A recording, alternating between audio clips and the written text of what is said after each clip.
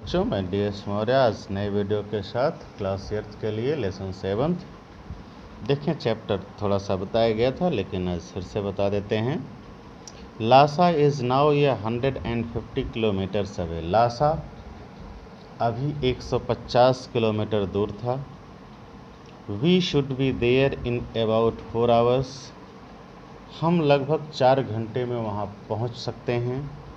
Probably before nightfall, संभवतः रात्रि आने से पहले। द मैप इज़ इनकरेजिंग, जो हमें नक्शा मिला है रास्ता का, रूट का, वो हमें उत्साहित कर रहा है। ए प्लेन, मैदानी भाग, ए माउंटेन रेंज, पर्वत श्रेणी, द ट्रांस हिमालयन रेंज है, and then the Lhasa valley, और फिर उसके बाद लासा घाटी।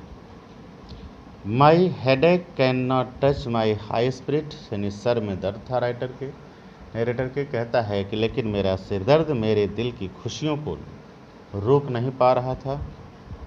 As soon as I get to Lhasa, अर्थात जितना जल्दी ही हम लासा पहुँचेंगे, I will begin formalities for further travel, तो आगे की यात्रा की हम फॉर्मेलिटीज़ पूरी करने शुरू कर देंगे।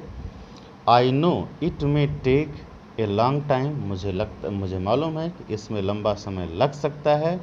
And my Chinese documents expired in 2 weeks, और मेरे चाइनीज़ डॉक्यूमेंट्स मात्र 2 दिन में समाप्त हो जाएंगे, अर्थात एक तरह से कि एक्सपायर हो जाएंगे, वैलिडिटी ख़त्म हो जाएगी।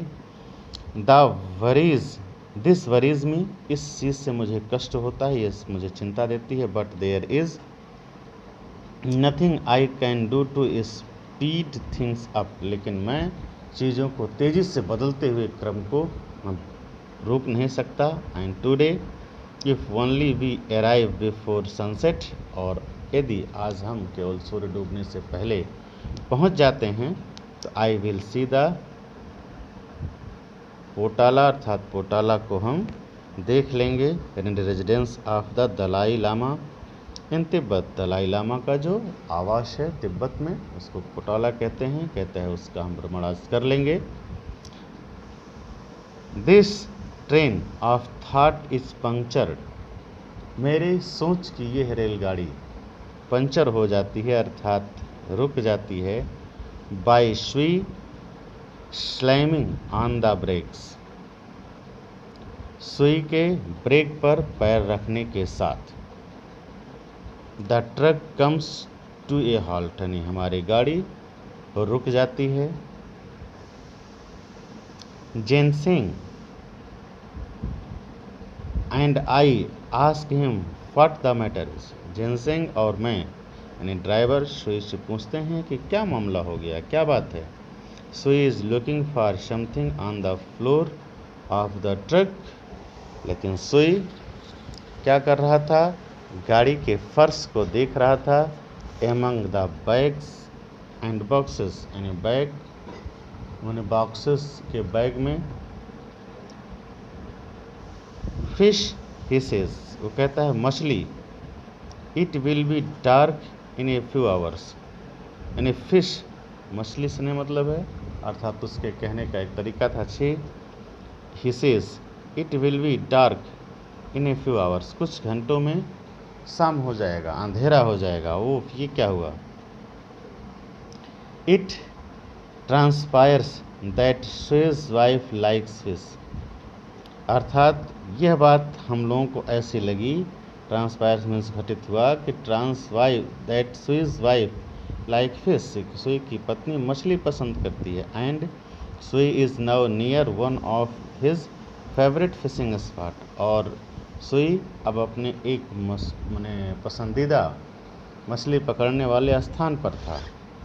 ही gets a net out from among the luggage, अर्थात वो लगेज से एक जाल निकालता है।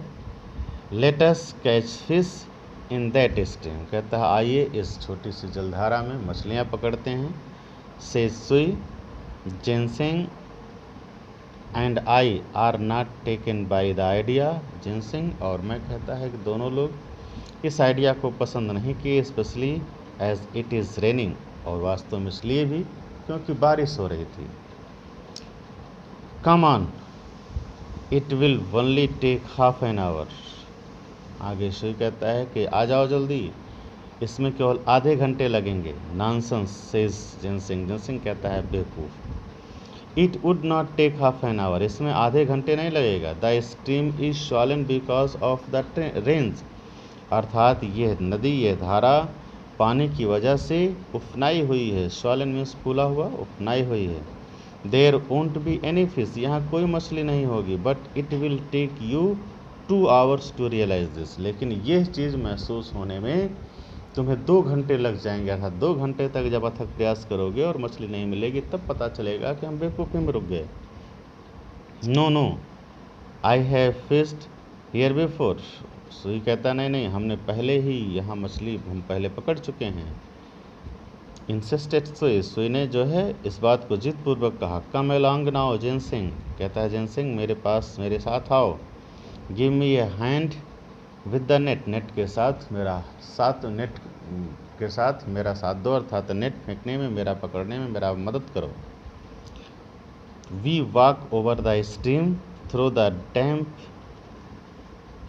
टसॉक and yak dung, spread the net and wait in the rain, यानी we walk over to the stream, हम इस नदी से होते हुए उस पार जाएंगे, अर्थात ऊपर से होके टहलेंगे। थ्रू द डैम्प टसॉक, टसॉक की मीनिंग दी है थिक क्लम्प ऑफ ग्रास, यानी घास का एक गट्ठर बना के कहता है कि हम इस पर चढ़ करके नदी पर ऊपर तैरते रहेंगे। एंड यॉक डक, और यॉक के डक से, गोबर dung, spread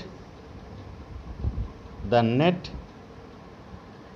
and wait in the rain, कहता है कि इस तरह से नेट को फेंको और बरसात में इंतज़ार करो। 2 hours later we are back in the truck, 2 घंटे बाद फिर हम लोग वापस आते हैं गाड़ी में।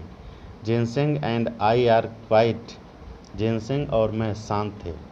There is a gleam of anger in Sui's eyes, लेकिन सुई के आँखों में गुस्से की चमक थी। He drives the truck at the tremendous speed, और फिर उसके बाद उसने बहुत तेज़ी से गाड़ी चलाना शुरू किया। The sun is now out and a beautiful rainbow colours in the sky, यानी इस समय अब सूर्य मतलब छुप चुका था और आसमान में एक सुंदर सा इंद्रधनुष, इसको कहते हैं, रेनबो निकला हुआ था। बट सुई इज़ डार्कली ऑबेस्ड, लेकिन सुई बहुत ही, एक तरह से कह सकते हैं कि अंधेरे में, बहुत ही गुस्से में, मतलब परेशान था। Gone is the pain of his weaving eyes, अर्थात उसके आँखों से आंसू निकल रहे थे, उसके दर्द झलक रहे थे। गॉन द रिकॉग्निशन, अर्थात उसका एक तरह से अपना पहचान भी जा चुका था। That it is less than 2 hours to sunset, क्योंकि अब सूर्य डूबने में मात्र 2 घंटे बचे थे। All he can think about, जो कुछ भी वो सोच सकता था। As he speeds along the now smooth, अर्थात कि वो अपनी स्पीड को थोड़ा सा स्मूथ कर ले एंड कम कर ले। एंड मेटाल्ड रोड, और मेटाल्ड का मीनिंग दिया गया having a level surface covered with broken stone, अर्थात जो पत्थर पड़े हुए सड़कों पर थोड़ा सा स्पीड स्लो कर लेता तो ठीक था।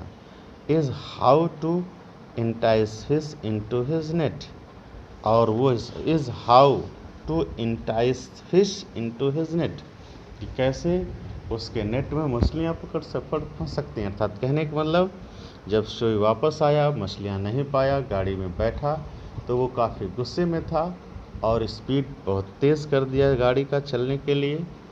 ये लोग परेशान थे, लेकिन लोग सोचते हैं थोड़ी सी स्पीड स्लो करता, क्योंकि रास्ता उबड़ खाबड़ है, पत्थर पड़े हुए हैं।